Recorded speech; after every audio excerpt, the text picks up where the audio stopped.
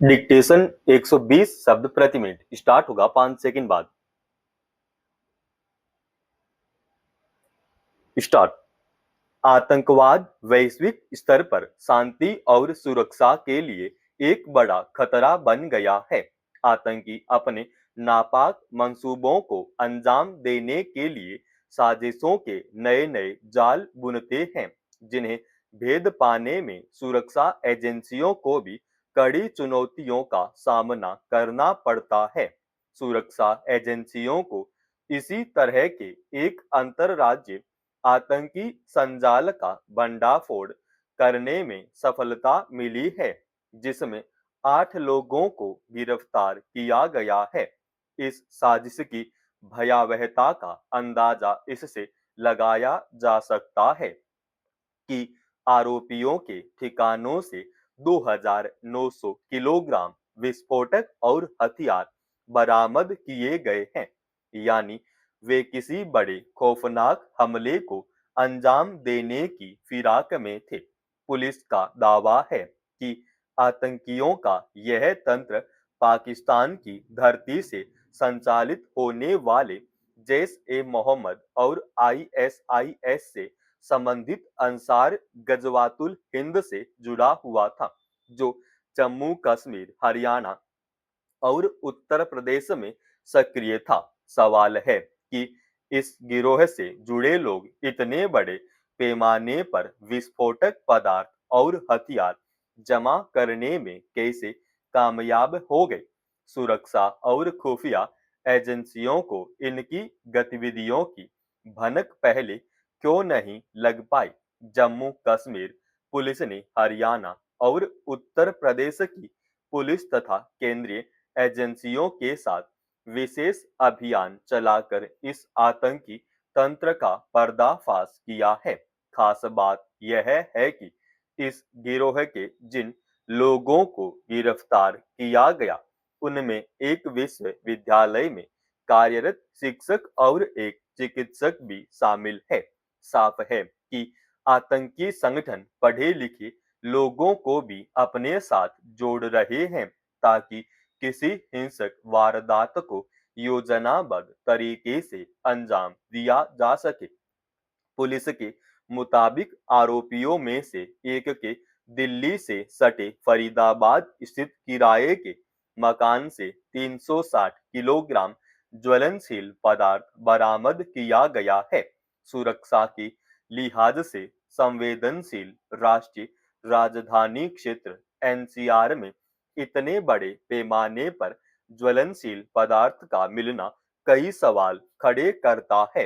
NCR में जगह जगह पुलिस की ओर से सुरक्षा नाके लगाए गए हैं। इसके बावजूद विस्फोटक पदार्थ की इतनी बड़ी खेप आखिर वहां कैसे पहुंचाई गई? क्या खुफिया और सुरक्षा एजेंसियों की जांच का व्यवस्थागत तंत्र इतना कमजोर है कि वह वास्तविक समय पर आपराधिक गतिविधियों को पकड़ पाने में सक्षम नहीं है? गिरफ्तार किए गए 8 लोगों में से 7 कश्मीर के हैं, जबकि एक उत्तर प्रदेश का निवासी है। सुरक्षा अधिकारियों का दावा है कि जांच में 2 आरोपियों के मोबाइल फोन में पाकिस्तान के कई नंबर पाए गए हैं। जाहिर है कि वे पाकिस्तान में अपने आकाओं के संपर्क में थे। यह सवाल भी महत्वपूर्ण है कि गिरफ्तारी सभी आरोपी स्थानीय हैं, मगर उनके पास चीनी स्टार पिस्तौल AK-57 एवं AK क्रियांकव राइफल जैसे हथियार और इतने बड़े पैमाने पर विस्फोटक पदार्थ कहां से आए?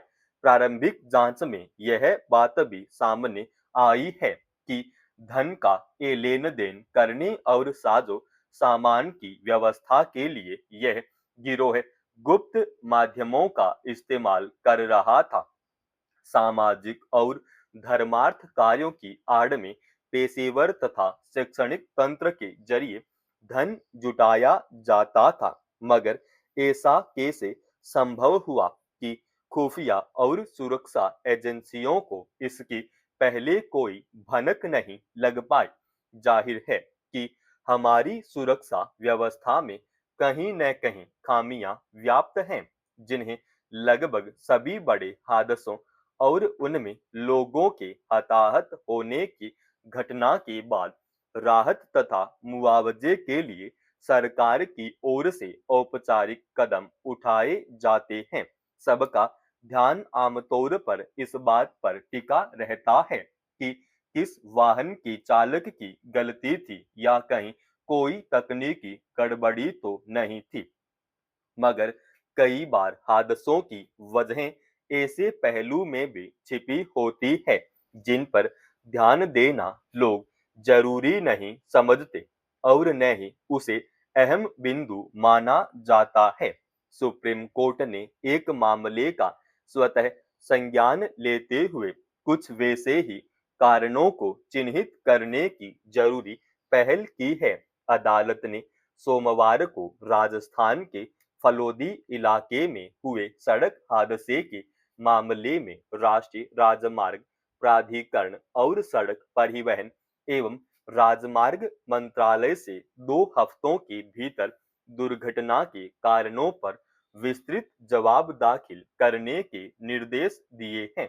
इसमें संबंधित महकमों को फलोदी से गुजरने वाले राजमार्ग पर ढाबों की संख्या के साथ साथ राजमार्ग की स्थिति एवं वहां सड़क रखरखाव के लिए ठेकेदार द्वारा अपनाए गए मानदंडों के बारे में भी बताना होगा।